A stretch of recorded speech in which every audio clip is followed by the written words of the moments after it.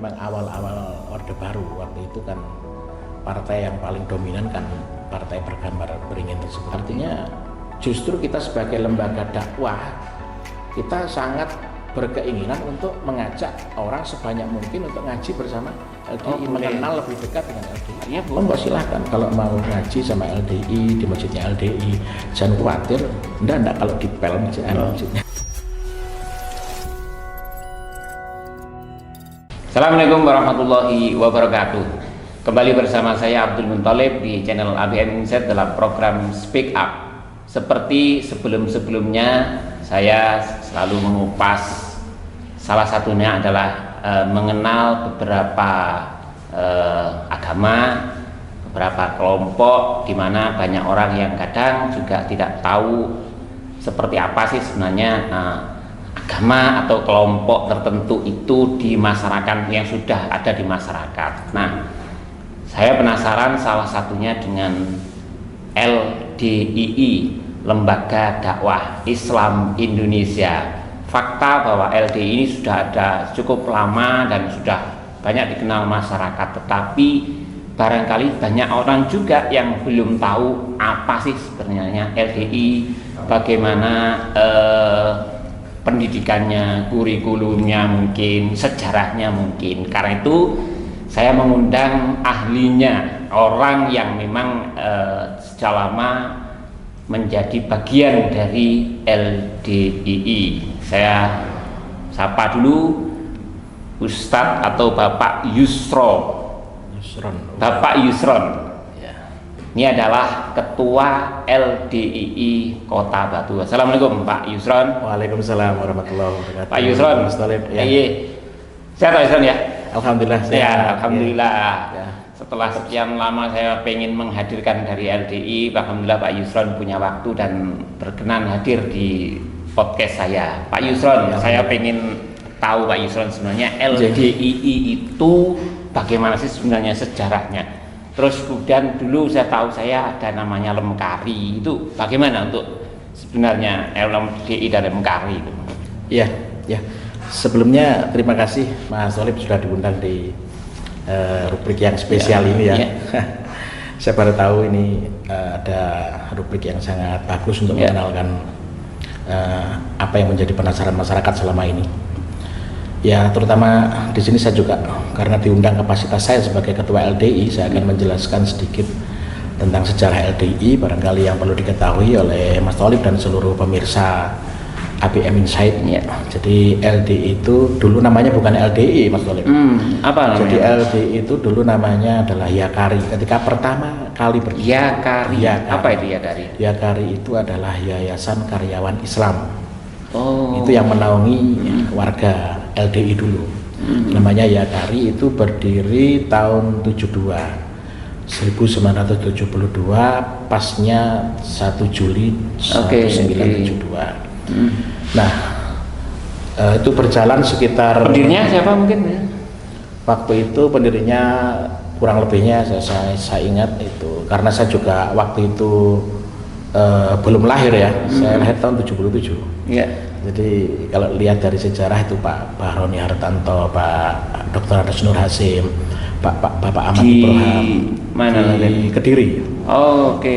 Pusatnya memang di Kediri ya. Iya, jadi istilahnya lahirnya pertama kali itu di Kediri. Cuman kalau sekarang kantor pusatnya tetap di Jakarta. Oke. Ya. Itu sekitar tahun 72 ya lahirnya. Terus kemudian tahun 81 itu ketika Mubes Yakari, itu nama Yakari dirubah menjadi Lemkari yang seperti jenengan sebutkan tadi. Lemkari, ya. Lemkari itu Lembaga Karyawan Islam, ya. Lembaga Karyawan Dakwah Islam. Itu Lemkari, kemudian berjalan sampai tahun 90-an. Ketika Mubes Lemkari itu waktu itu dihadiri oleh Bapak Wakil Presiden Bapak Haji Sudarmono waktu itu, kemudian diresmikan juga oleh Bapak Menteri Dalam Negeri Bapak Haji Rudini. Nah, ketika saat itu Bapak Rudini memberikan sambutannya dan memberikan masukan kepada warga Lemkari waktu itu, karena ada kesamaan dengan akronim Lembaga Karate Do Indonesia.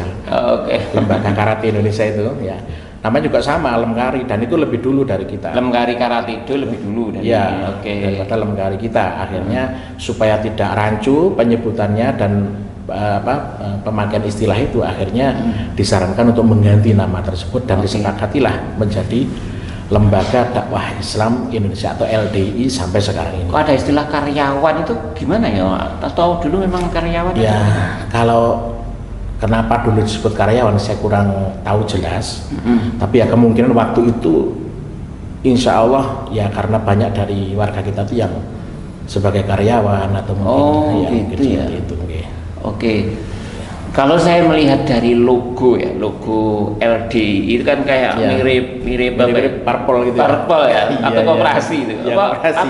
Lambangnya koperasi. Apa artinya itu ya LDI itu, atau berangkat dari karyawan dulu itu? Kayak koperasi karyawan atau bagaimana? Seperti apa? Jadi ini mungkin bagian dari sejarah juga ya, ya. Jadi waktu itu memang awal-awal Orde Baru, waktu itu kan partai yang paling dominan kan partai bergambar beringin tersebut. Jadi waktu itu kita Lemkari atau Yakari waktu itu memang di bawah binaan Sekber partai. Mungkin dari itu sehingga logo itu ada kemiripan,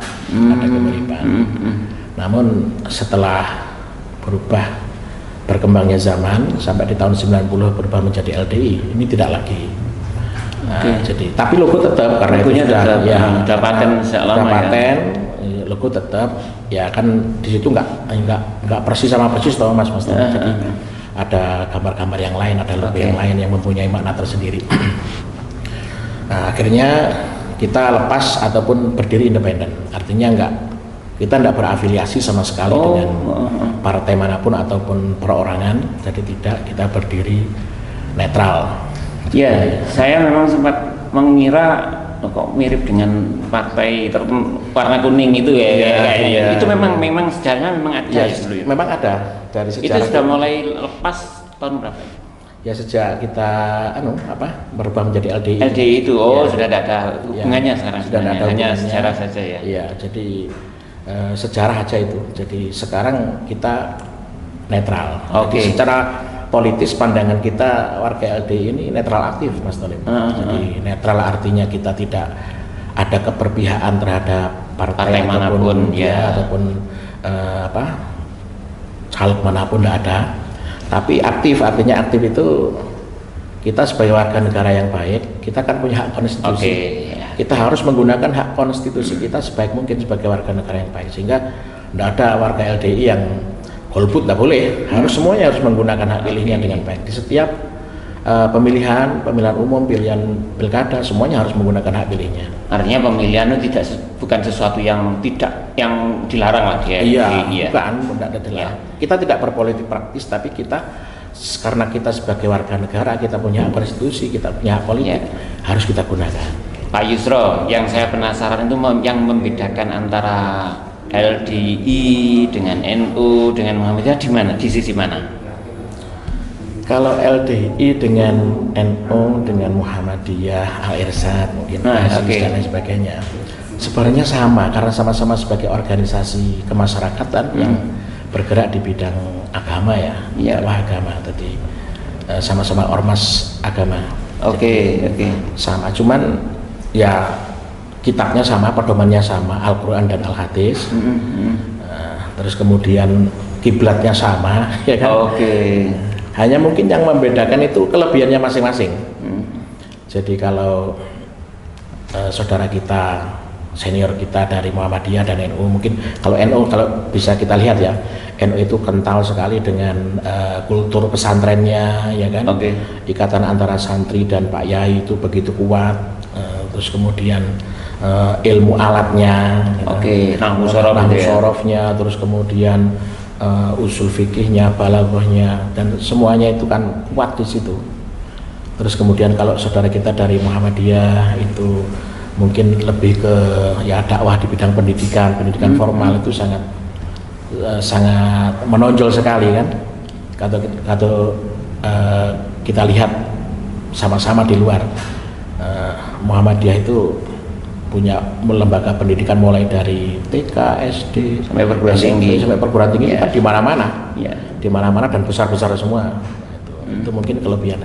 Nah, kalau LDI ini punya ciri khas sendiri, barangkali kalau boleh saya ceritakan di sini mungkin lebih kepada pembinaan dari masing-masing warganya di tingkat PC, PAJ. Ada pengajian atau majelis taklim di LDI itu tiap 1 minggu paling tidak 2-3 kali dalam 1 minggu itu pembinaan pengajian di tingkat PC, PAJ. PC itu tingkat apa? PC itu tingkat kecamatan. PC itu tingkat kecamatan. Kalau PAJ tingkat desa kelurahan. Oh, desa. Kalau ke kota, kabupaten? Kota kabupaten itu di DPD atau Dewan Pimpinan Daerah. Oke. Seperti Muhammadiyah, pimpinan daerah. Jadi kalau di provinsi PU apa namanya? Provinsi DPW, Dewan DPW. Nah, ya, Dewan kalau pusat DPP. Pusat DPP, Dewan Pimpinan Pusat. Nah, kalau pengajian itu kan di semua kan sama juga. Iya, sama. Jadi mungkin yang lain kelebihan yang membedakan, maksud saya yang lebih yang membedakan dari sisi yang saya tahu, saya kan tidak tahu detail. Itu dari sisi perekonomiannya LDI itu kayaknya tertata paling rapi kayaknya ya. Saya tahu di Kertosono. Oh gitu ya. Itu gimana itu? Ya saya tidak tahu ya. Saya tahu dari luar kan. Ya. Apa namanya? Jamaah atau apa istilahnya kalau dia ini umat itu ya, warga atau jamaahnya itu memiliki satu ruko yang itu dibina oleh LDI gitu, setahu saya di sana. Jadi itu memang fokus di perekonomian itu atau bagaimana LDI?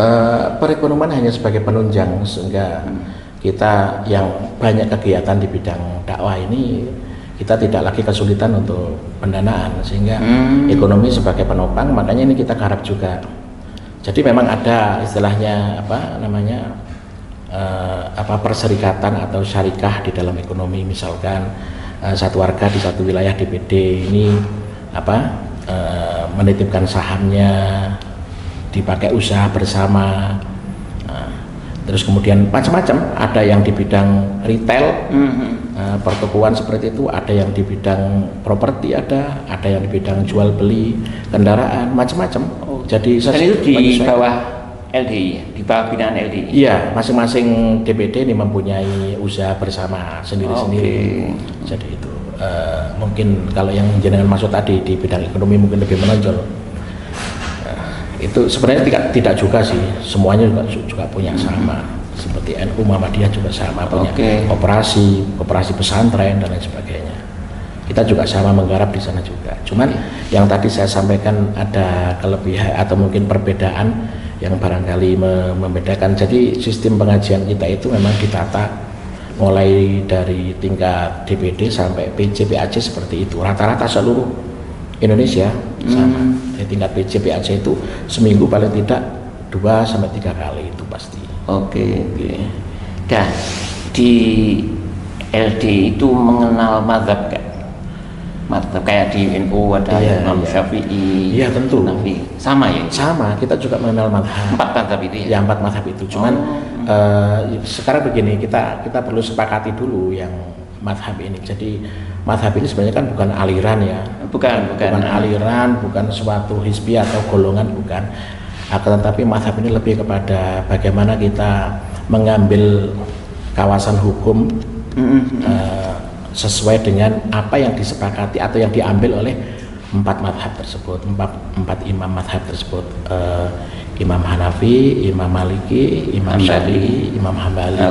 Ya, jadi kan sebelum ke mazhab sebenarnya kita kan harus di atasnya mazhab kita harus lihat manhajnya dulu.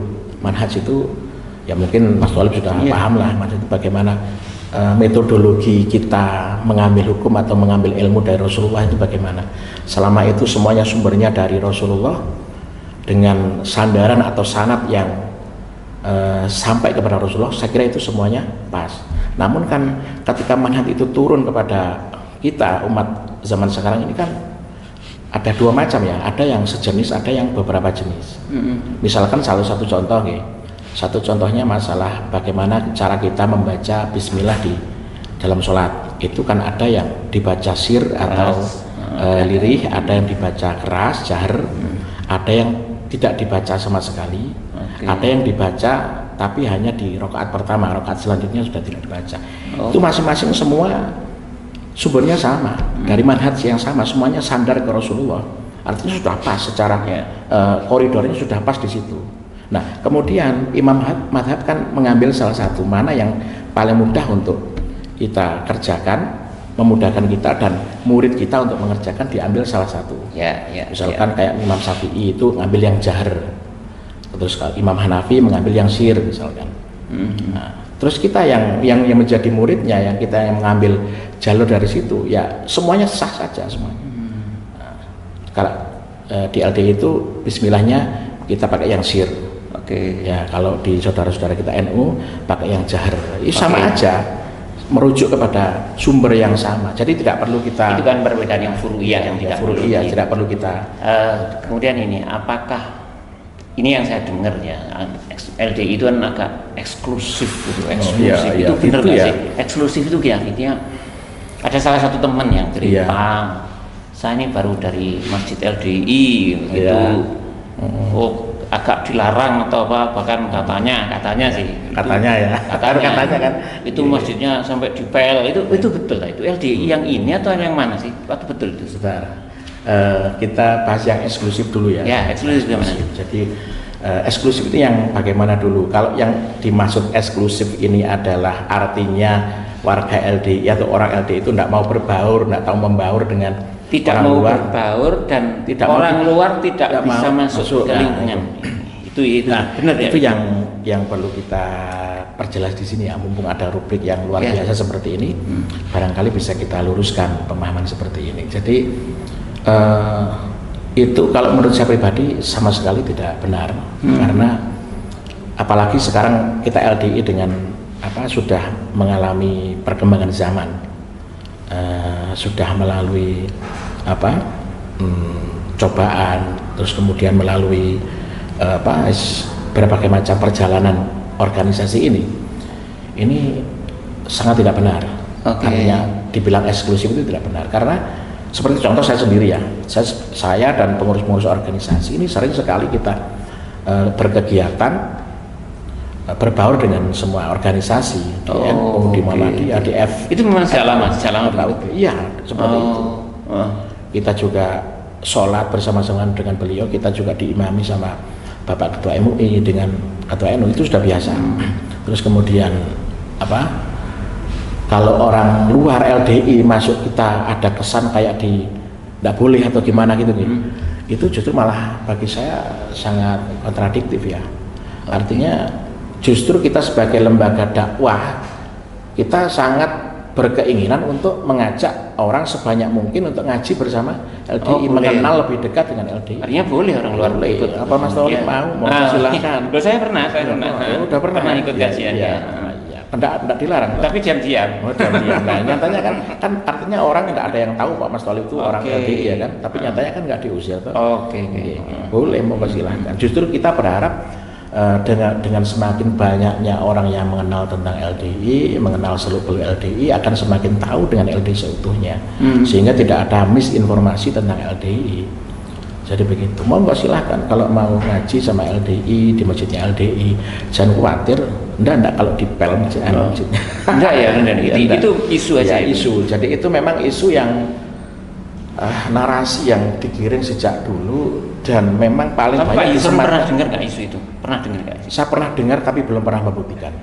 Ya, saya itu lahir di LDI ya tahun 77, sampai segede ini, sampai setua ini, saya belum pernah mengalami satupun, mungkin dari keluarga saya, ibu saya, ataupun mungkin warga saya, tetangga saya yang LDI itu mengepel masjid gara-gara habis dipakai orang non LDI sholat. Belum pernah. Apalagi sekarang ya Mas Tauhid. Sekarang itu hampir rata-rata masjid LDI pakai karpet yang semi permanen, yang dilem itu. Lah kalau seandainya itu benar, alangkah susahnya kita beragama itu. Tiap hari ngepel terus? Tiap hari, enggak hanya ngepel, nyuci karpet. Karpet tebal-tebal itu. Ya kan repot sekali. Dan itu belum pernah sebenarnya kalau masalah ngepel masjid itu di mana-mana juga suatu hal yang wajar ya, baik masjid orang LDI, masjid orang di orang LDI. Sebenarnya kan masjid itu ada jadwal kebersihan masjid. Misalkan Jumat pagi gitu ya. Ya kalau itu ya wajar kan ya dipel. Kecuali kalau memang ada orang lain yang masuk dengan membawa najis, tentunya kita sangat sepakat toh ini dari semuanya orang masjid. Itu semua masjid itu akan dipel ya kan. Berarti itu hanya isu yang diembuskan orang yang tidak bertanggung jawab. Iya betul. Termasuk dulu ada. Ya mungkin kesalahpahaman lah, bukan orang tidak bertanggung jawab.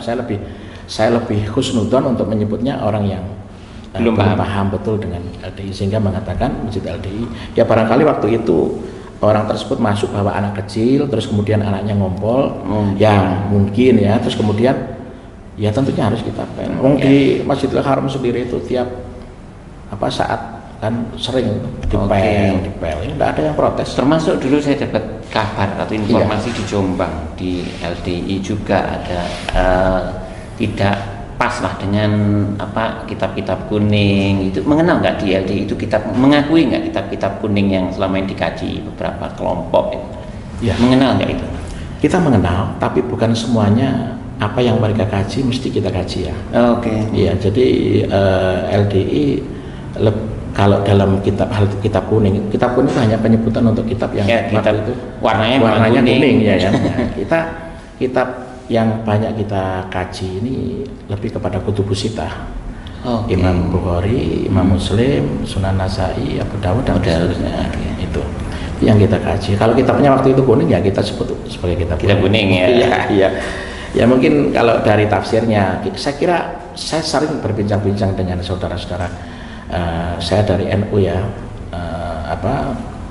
Gus Yasin, Gus Imron mungkin kenal ya, itu kalau saya lihat tafsirnya hampir sama, tafsir yang dikaji oleh beliau-beliau di NU dengan LD itu sama. Seperti contohnya untuk syarah atau tafsirnya atau syarahnya Imam Bukhari Aunul Ma'bud, Fathul Bari, terus kemudian untuk Abu Dawud kita pakai Aunul Ma'bud, sama seperti mereka juga sama. Untuk tafsir Al-Quran kita pakai Ibnu Katsir, tafsir Jalalain sama juga. Jadi sebenarnya hampir sama, hanya penyebutan saja. Sehingga kalau kita disebut LDI mengenal kitab kuning atau tidak, ya mengenal, tentu mengenal. Hanya mungkin karena kita barangkali guru kita dulu ngambilnya dari sumber yang berbeda, ya sehingga jadinya sekarang seperti berbeda. Sebenarnya manhajnya sama, ngambilnya tetap dari Rasulullah. Itu saya pernah ikut ya sekali, ya beberapa kali ngaji, ya karena belum paham juga ya, menganggap bahwa pemaknaan Al-Quran yang dilakukan oleh Ustadz LDI waktu itu cukup lama itu ada kesan letterlock gitu ya. Jadi memaknai satu ayat itu ya seperti yang makna yang tertera gitu. Tidak yang maknawi yang sesungguhnya. Itu tapi dulu pemahaman saya. Tapi saya baru tahu kalau juga mengenal kitab tafsir Jalalain juga. Gitu ya. Iya, kalau itu hanya sebuah metode sebenarnya kalau pemaknaan. Jadi kita ketika mengaji Al-Quran atau Al-Hadis itu memang langsung kita maknai kalimat per kalimat ya, kata per kata itu. Kemudian kita terangkan satu persatu makna maksudnya. Cuman sumber dari apa yang diajarkan oleh Ustadz kita itu semuanya bersumber dari tafsir juga. Kalau Al-Quran kita lebih kepada dari Ibnu Katsir, dari Jalalain, sama sebenarnya. Makanya kalau dibilang ini mungkin ala LDI tersendiri gitu, bukan sebenarnya. Sumbernya tetap sama. Kita ngambilnya dari tafsir juga gitu loh. Hanya kita memang nggak mengaji tafsir, buka kitab tafsir gitu, enggak. Saya punya tafsir Ibnu Katsir, punya 2 set malah saya di rumah itu. Hadiah semua tapi. Iya. Jadi ini menambah satu wawasan atau mungkin pemahaman bagi mereka yang mungkin salah paham selama ini kan. Ini kan hal-hal kecil tapi kadang menjadi masalah ya. Tadi yang saya contohkan tadi soal dipel, aku mengarikan masjid itu dipel, itu kan gak enak rasanya. Iya betul. Ya, itu yang sering disematkan sehingga orang masih menganggap LDI itu masih sebelah mata atau mungkin eksklusif dan lain-lain. Kenapa itu istilahnya disematkan ya, narasi itu disematkan ke LDI itu, mungkin tahu nggak sejarahnya apa, ada apa ya dulu? Kok tidak yang lain gitu? Tahu nggak? Sebenarnya banyak juga sih yang disematkan ke LDI, cuman yang paling populer kayaknya itu ya. Oh iya. Iya. Itu kan kan LDI ada melebu menjadi LDI DPL kan gitu kan. Sebenarnya saya sendiri setua ini belum pernah menemui kejadian seperti itu. Itu kan ada politis atau ya mungkin barangkali ya. Ya tapi untuk sentimen terhadap sentimen LDI ini ya. Ataupun mungkin apa namanya istilahnya apa ya, pandangan terhadap LDI yang masih sebelah mata seperti itu, barangkali kita juga karena kita korban sejarah kayaknya. Oh. Ya karena tadi sempat saya ceritakan di awal bahwasanya LDI dulu kan ada di bawah apa istilahnya pembinaan salah satu partai. Okay.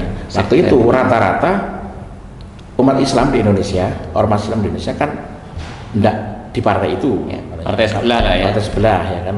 Bisa jadi ya. Jadi sehingga ada sentimen ya boleh dibilang dalam tanda kutip ada unsur muatan-muatan politik barangkali, tapi saya hanya menerka juga, Mas. Saya kira masuk akal ya. Sehingga aja cedek karo ringin, soalnya ringin angker. Di itu sing di sore ringin barangkali dengan seperti itu terus cedek LDI dan lain sebagainya. Barangkali ada muatan ke sana, tapi itu hanya perkiraan saya saja, tapi itu melihat sejarah. Memang seperti itu kayaknya. Jadi sehingga sentimen-sentimen ataupun narasi-narasi yang negatif masih tetap disematkan sama LDI. Padahal yang menyampaikan itu sendiri, yang menebar berita itu sendiri atau narasi itu sendiri belum tentu dia membuktikan. Kalau bisa membuktikan, saya mau, saya barang, saya kasih hadiah lah. Ya. Saya ngerti kalau ngerti ada masjid LDI di PEL gara-gara habis dipakai non LDI dimasukin non LDI, boleh saya kasih hadiah kalau ada yang menemukan secara otentik dan ada, saya berani bertanya. Apalagi gini Mas Toli, sekarang kan masjid LDI yang di pinggir-pinggir jalan kan banyak. Dan ada pelangnya kan? Ya ada pelangnya, pelangnya. Ya. Dan di situ pakai karpetnya semi permanen, karpet yang dilem itu. Artinya kalau yang sholat di situ kan siapapun ya, pengguna jalan yang sengaja sholat di situ, beristirahat di situ.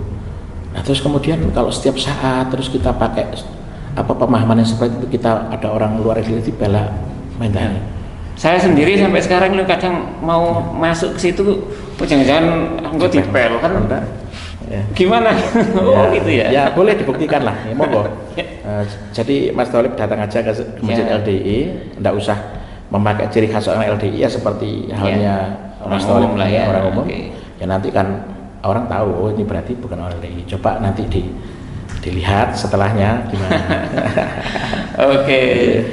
Baik, saya kira ini sebagai dialog awalan lah ya. Awalan. Jadi tambah akrab sama Mas Tholib. Untuk menambah wawasan semua masyarakat, terutama biar tidak saling salah paham, sehingga ini tadi sebagian saja sudah terjawab oleh Pak Yusron, para LDI ya seperti yang tadi disampaikan. Semoga ini menjadikan pemahaman-pemahaman yang keliru, narasi-narasi yang tidak benar yang disematkan ke LDI juga menjadi minimal terkurangi, terkikis lah kira-kira begitu. Ya ini sebenarnya semangat dari dialog kita di APM Insight itu, jadi memahamkan atau menetralisir isu-isu yang tidak tepat. Pak Yusron mungkin ada 1-2 kata untuk jamaahnya Pak Yusron atau untuk masyarakat umum terkait dengan LDI Pak Yusron. Terima kasih Mas Tholib.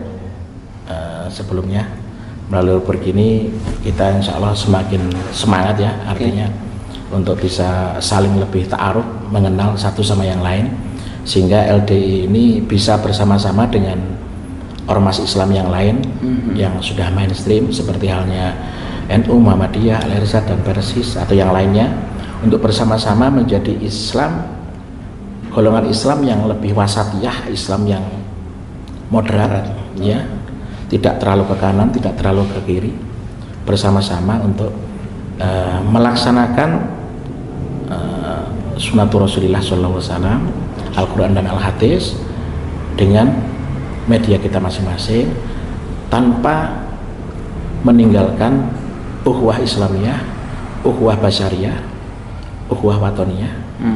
Bisa saling menjaga toleransi, saling menjaga kondisivitas di tempat kita masing-masing. Harapannya seperti itu. Jadi bareng-bareng lah kita menggarap umat ini, karena kita punya masing-masing punya wilayah sendiri-sendiri ataupun punya circle sendiri-sendiri barangkali. Baik, sahabat ABN Insight, terjawab sudah sejumlah rasa penasaran saya khususnya dan mungkin masyarakat umum secara luas terkait dengan apa itu LDI dan bagaimana tadi sikap-sikap ajarannya seperti apa. Terima kasih, semoga ini manfaat dan jangan lupa subscribe dan like, comment di channel ABN Insight. Assalamualaikum warahmatullahi wabarakatuh.